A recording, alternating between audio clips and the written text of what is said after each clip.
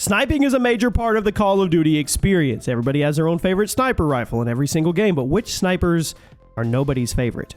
What's up, everybody? Jimmy or Chaos, welcome back to the channel. Today we're going to be talking about what I think is the worst sniper in every single Call of Duty game, from COD 4 all the way to Black Ops 6. So you let me know which of these snipers is the worst in your eyes. Drop a like on the video. Make sure you're subscribed. And we start with Call of Duty 4 in the R700. Might be a hot take, I don't know. I think it was kind of pointless. It was a bolt-action sniper, pretty huge one-shot kill range, but also had a ton of sway when you were aiming down the sights, and it only held 4 shots at a time. So if you made contact with a target, they were almost always going to go down. But the reason I'm saying it was the worst sniper in the game is because there were several other snipers in COD 4 that were also almost always one-shot kills, but they were a lot easier to use. The M40A3, the Barrett 50 cal, also extremely strong weapons with better ammo capacity and much less sway when you aim down the sight. So why would you use the R700? It's harder to use with less ammo. Rarely outperform the other snipers in terms of damage and one-shot kills. I don't know. I just don't think it was a good choice. But you know what is a good choice?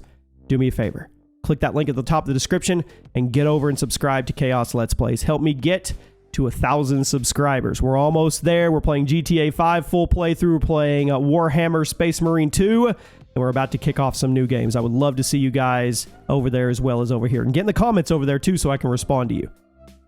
World at War, the Springfield. Yeah, got to be Springfield. As many of you probably know, all the bolt-action rifles in this game are virtually identical in their stats, and they really only differ in the handling, meaning your favorite bolt-action was literally just whichever one felt best to your playstyle. So why am I saying the Springfield? Well, because the Springfield's iron sights, they were broken. They didn't work. It was great with a sniper scope, but if you tried to use the iron sights, they were actually misaligned, so it was difficult to use in that way. I mean, it's one thing for a sniper to be a little weak. It's another thing entirely for a sniper rifle to not shoot straight when you're aiming. Modern Warfare 2 2009, easy pick. The WA 2000, the Wawa. Really wasn't any bad guns in the original Modern Warfare 2 except for the F2000. So when I say the WA 2000 was the worst sniper in the game, keep in mind, it was an okay gun if you knew how to use it. Semi-automatic sniper, weird characteristics that made it pretty awkward compared to other snipers in the game, although the damage was decent. Only had a 6-round mag, but it also didn't have a fire rate cap, so you could spray those 6 rounds as quickly as your little fingers would allow. Also, it dealt, I think it was 70 base damage, so you weren't really going to get many one-shot kills without stopping power, but the recoil was low, so it wasn't hard to get follow-up shots. Compared to other snipers in Modern Warfare 2, it didn't really have a place in the sandbox, and that's what made it the worst. If you wanted a powerful insta-kill sniper, you were using the Barrett or the Intervention. If you wanted a semi-auto sniper, the M21 EBR, bigger magazine, more precise aiming. Black Ops. The Dragunov. Possibly the worst sniper in COD history, so obviously it's the worst sniper in the original Black Ops. I don't really have to say anything, right? Semi-automatic, also had a really low fire rate cap, shoot painfully slow, even though you're shooting super slowly, the damage was also low, annoying hit markers, assuming you can land your shots. Come on, we already know. Most of the time, semi-automatic snipers are designed to be easy to get those follow-up shots, but the Dragunov apparently didn't get the memo because the recoil was insane. It's just terrible. Modern Warfare 3, the Dragunov. Now, before you dislike this video, I'll at least say the Modern Warfare 3 Dragunov was a decent gun, way better than the Black Ops 1 version. This was just another game where every sniper was powerful and viable, meaning the Dragunov was just the one that stood out the least. Semi-automatic, very high fire rate cap, but also had hefty recoil. Idle sway was up there, made it hard to be precise. Some people found success with the Dragunov. They threw on the ACOG, basically treating it like an MK14 instead of a traditional sniper. But then again, if you wanted a semi-auto spam sniper in the game, you would just equip the RSASS. The Drag had a little bit of sauce in the right hands, but when compared to other snipers in the game, it was the worst. Black Ops 2. The SVUAS. Another instance where the worst sniper in the game was still really a good gun if you knew what you were doing. Semi-auto sniper, again, extremely low idle sway, no recoil, killing 2 shots to the body or a single shot to the head. So if you had solid accuracy, you could go nuts. And honestly, I think this was a solid B-tier weapon overall in Black Ops 2, but it only gets today's spot because the rest of the snipers were stupid. DSR, Ballista, XPR-50, come on. The SVU was just the weakest of the 4. COD Ghost. The VKS. I, once again, don't think there was any bad snipers in Ghost when you look back. With the time to kill being so quick and the map design so large and open, it's pretty easy to use any of these snipers. The USR, the L118, they were definitely the most popular in the game. In the Lynx, it had a following, but the VKS is the one that people tend to forget about because it was probably the least exciting. Semi-automatic, 10-round mag, that was nice. Actually had a pretty generous one-shot kill range, but with all that being said, you would still get annoying hit markers with it, and the time to kill in the game was so quick, those hit markers almost always meant you were going to get killed before you could follow up. I will say, though, it did have an integrated suppressor, which was kind of cool. It Advanced Warfare. The NA-45. Still, to me, one of the weirdest snipers in COD history. Extremely satisfying if you manage to use it optimally, but it was also one of the hardest guns in the franchise to actually do that with, and it was the worst sniper in the game. Semi-auto sniper, 2 rounds loaded at a time. First shot was a primer that would deal almost no damage, but the second shot was called the catalyst, and it would trigger the first round to explode, but only if the second round landed close enough.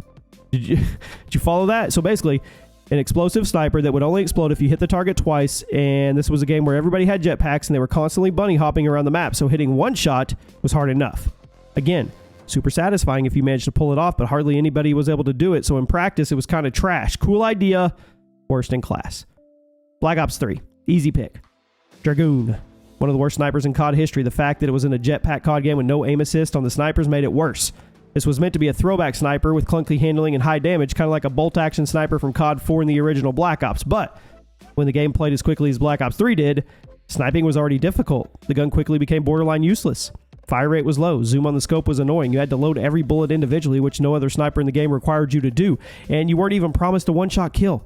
And you were using it to shoot people who were thrust jumping and running on walls. Good luck.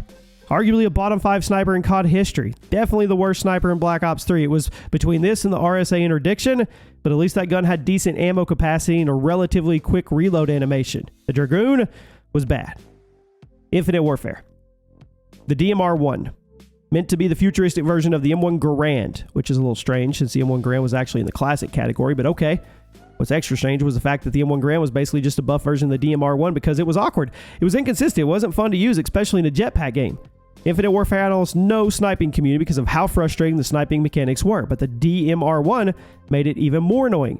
You'd get a hit marker, then you get another hit marker with nothing to show for it. If you were going to snipe in the game, there was truly no reason to pick this rifle over the other ones.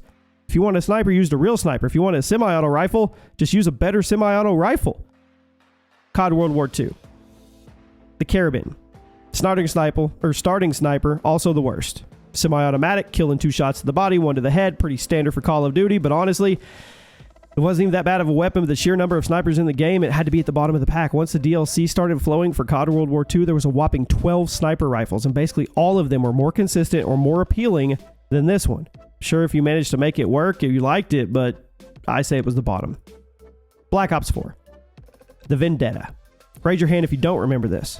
Now, I remember when Black Ops 4 was first dropping DLC. Everybody was excited for the first DLC sniper. When it came out, it was a turd. It was horrible. Semi-auto sniper, low recoil, high fire rate, super low damage, took 3 to 4 shots to kill. I mean, why don't you just use an assault rifle? Why even equip a sniper rifle if it's going to take you 3 to 4 shots to kill? The snipers in Black Ops 4 were super valuable because how long the time to kill was and how great it was to get a one-shot kill in that environment. But the Vendetta was the complete opposite of helpful. Complete trash. Nobody used it. Even if you were an avid Black Ops 4 player, you forgot about it. Modern Warfare 2019. The Rytec AMR. I was excited when this gun was announced as DLC, and it ended up being one of the lamest sniper rifles I've ever used in Call of Duty. The Rytec was meant to be the new universe's equivalent of the Barrett 50 cal. But it was so bad, it was so useless that it quickly became one of the most hated guns in the game. Semi-auto sniper had a lot of weight and recoil, super long reload animation, and it wasn't even a guaranteed one-shot kill. Yes, there was some fun ammo conversions. You had explosive rounds and incendiary rounds, but if you equipped those, you would be nerfing other aspects of the weapon. So there you go. The Rytec was virtually impossible to use aggressively like the classic Barrett 50 cal. Black Ops Cold War. The M82. It's always a bit of a shame when the Barrett 50 cal ends up being crap, and it's even more of a shame when it's crap 2 years in a row. The M82 is extremely heavy, had insane recoil without any positive attributes to make up for it. It wasn't quite as bad as the Rytec in Modern Warfare, but it wasn't much better. Still had those horrible handling speeds, ridiculous recoil, made it impossible to hit follow-up shots if you missed that first bullet. It was hands down the worst in the game. I was thinking about putting the ZRG here because I remember somebody saying it was the worst, or I called it the worst, but the M82 takes the cake. The ZRG could at least be fixed by loading it with attachments, but even if you kitted out the M82, it was still, you were stuck with the worst flaws. COD Vanguard. Type 99. I admit, I didn't play a lot of Vanguard, so I might be a little off on this one, but from everything I've read, it was at the bottom of the power rankings for Vanguard snipers. Now, compared to others, the Type 99, also known as the Arasaka, just less consistent, less smooth, overall less reliable, basically every way. When you give up your fire rate for a one-shot weapon like a bolt action, you need some guarantee of effectiveness. Type 99 did not give you that. So for that reason, here it is. Modern Warfare 2 2022. The XMR. Now, on larger maps and game modes, it had a bit of sauce to it, but standard 6v6 multiplayer, I think it was a liability. This is a rifle that was meant for hitting long-range shots, spending a few seconds lining it all up, and then it saw a decent amount of action in Ground War Warzone, but if you're trying to snipe in standard multiplayer, stay away. Just stay away. Painfully slow, and you're going to get in a lot of trouble if you try to run around with it or do anything more than just sitting in one place watching a certain choke point. Modern Warfare 3 2023, the Carrick 300. Now, this sniper rifle was a DLC weapon in Modern Warfare 2. Little ways into the life cycle. Decent enough, but when it was carried over into Modern Warfare 3, it was ruined. Most Modern Warfare 3 players agreed that it was the worst sniper in the game because even though it was one of the faster of the snipers brought over, it had horrendous damage and would rarely get you a one-shot kill, so it's not like you could take advantage of the speed. And even though it was one of the faster guns brought over, it wasn't nearly as fast as the base Modern Warfare 3 sniper, so what was the point? I mean, what do you think about the whole carryover thing there? And last but not least, Black Ops 6. The LW3A1 Frostline. I remember when I made my list for the best guns in Black Ops 6 when the game came out, I was stoked for the sniper, but now the game's been out for a while, we've all seen the work in the gunsmith builds. It's pretty clearly the weakest sniper in the game because of the horrendously inconsistent one-shot kill range. This is a starting bolt-action sniper, pretty light, also insanely frustrating to use because the fire rate's slow, and for some reason the one-shot kill range seems to be entirely inconsistent without the right attachments, and even with the right attachments, sometimes it is.